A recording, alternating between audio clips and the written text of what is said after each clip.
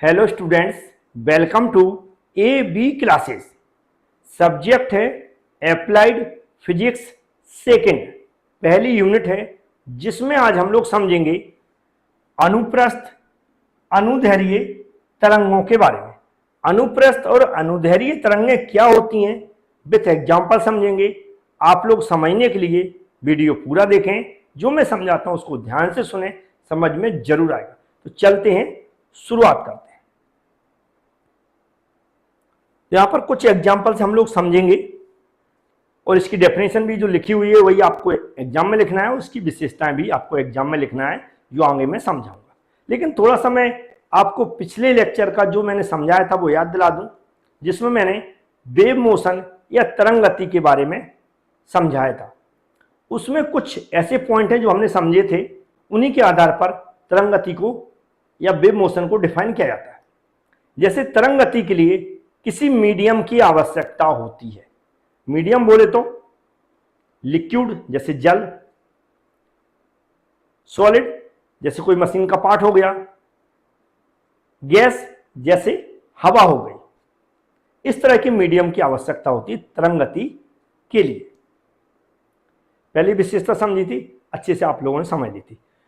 दूसरी विशेषता मैंने समझाई थी, वहां पर आपको याद होगा कि तरंग गति में जो मीडियम के कण होते हैं, जैसे हवा के कण है या जल के कण है, क्योंकि सभी पार्टिकल से मिलकर बने रहते हैं, कणों से मिलकर बने रहते हैं। कण अपनी जगह स्थिर रहते हैं, या कह सकते हैं अपनी जगह वाइब्रेट होते हैं। वह अपने वाइब्रेशन को या अपनी एनर्जी को उससे लगे हुए या उसके पड़ोसी दूसरे कण को ट्रांसफर करते हैं।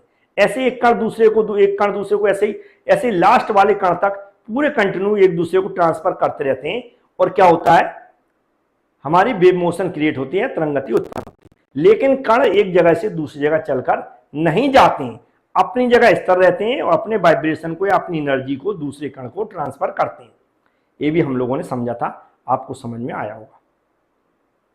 तीसरी बात ध्यान रखें, यहां पर जो कण है वो स्थिर तो रहती है, लेकिन जो तरंग गति है उसकी भी एक पर्टिकुलर दिशा होती है कि किसी ना किसी दिशा में तरंग गति बढ़ रही होंगी। जैसे एग्जांपल के लिए यहां पर जल दिख रहा है, ये तरंग गति इस दिशा में आगे को बढ़ रही है, इस दिशा में आगे को बढ़ रही है। एक गति बनी, दूसरी तरंग गति, तीसरी तरंग गति, चौथी, ऐसी बनती है, इस दिशा में बढ़ रही, तो इसकी कुछ दिशा भी होती होगी। लेकिन जरूरी नहीं है, जो मीडियम के माध्यम के कण है, जैसे इस जल के कण है, वो उसी दिशा में वाइब्रेशन हो रहा हो उनका जिस दिशा में तरंग गति बढ़ रही है। वाइब्रेशन की दिशा उनकी कणों की अलग भी हो सकती है। तो जो वाइब्रेट करने की दिशा है या कणों की एक दूसरे को एनर्जी ट्रांसफर करने की दिशा है, उसके आधार पर वेव मोशन को या तरंग गति को दो भागों में बांटा गया।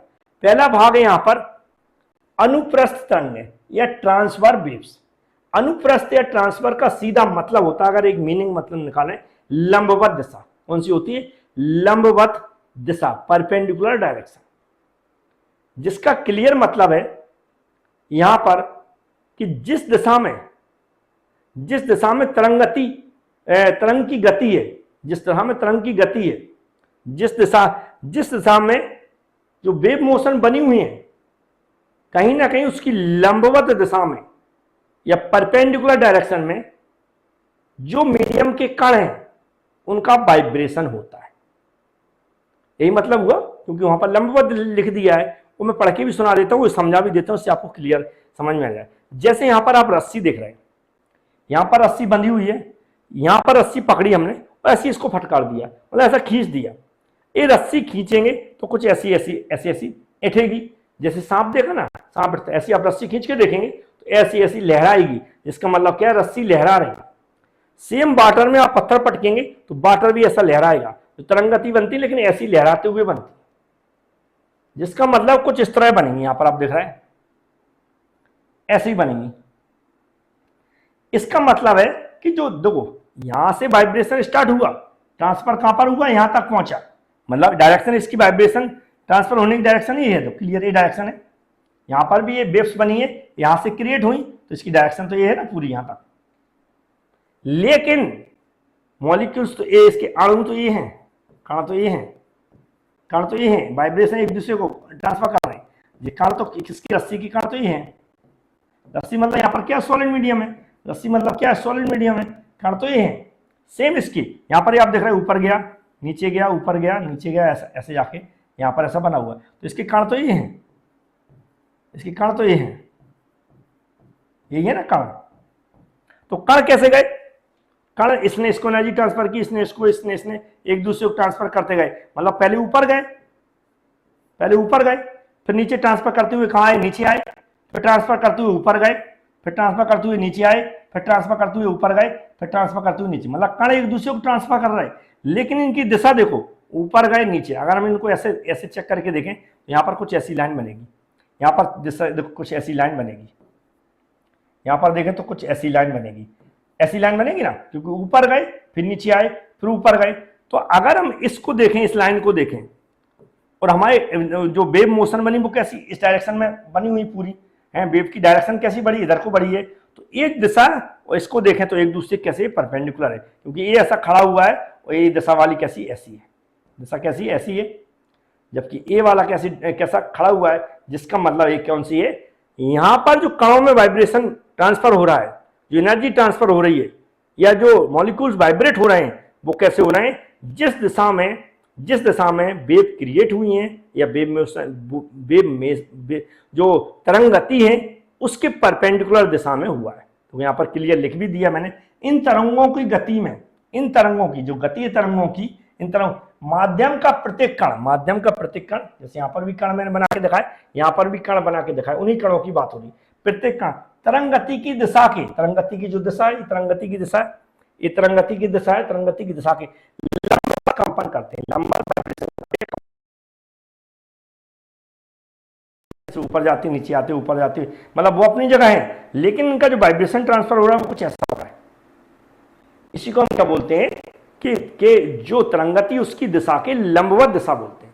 उदाहरण के लिए पानी की सतह में देखें उत्पन्न तरंगें, या रस्सी या डोरी में उत्पन्न तरंगें हो सकती हैं। अब यहां पर इसको, इस चोटी को क्या बोलते हैं, इस चोटी को क्या बोलते हैं, ये सब हमें पता नहीं है। तो आगे के पेज में मैं समझा देता हूं तो अच्छे से आपको समझ में आ जाएगा इसकी विशेषता है। तो यहां पर आप देख रहे हैं जो वेव्स बनती हैं इसमें ऐसी ऐसी लहराते हुए, ऊपर जो वेव्स बनती है, अगर हम इसका मध्य स्थिति लें, मध्य स्थिति समझते, बीच की स्थिति लें, तो ऊपर की स्थिति को हम पॉजिटिव लेते हैं, नीचे की स्थिति को हम नेगेटिव लेते हैं। याद रखें, ऊपर की स्थिति में जो वेव्स बन रही है, हाईएस्ट जो चोटी बनती है, जैसी वेव्स बन रही 180 डिग्री की, और नीचे की स्थिति की चोटी बनती, तो ऊपर की स्थिति को हम क्या बोलते हैं, क्रेस्ट। जो हाईएस्ट चोटी है उसको हम क्रेस्ट बोलते हैं, और हिंदी को हम क्या बोलते हैं, इसको सुरंग बोलते हैं। जबकि ट्रॉट रहता है, इसको हम गर्त बोलते हैं। क्या बोलते हैं, गर्त बोलते हैं। जो ऊपर वाली चोटी होती है, ऊपर वाली जो यहां पर जो दिख रहा है वेव्स बनी हुई है, यहां पर जो वेव्स बनी हुई है उसकी चोटी होती है, उसको हम प्लस में लेते हैं, उसको हम क्रेस्ट बोलते हैं। जबकि नीचे वाली चोटी को हम ट्रॉट बोलते हैं, याद रखें, गर्त बोलते हैं।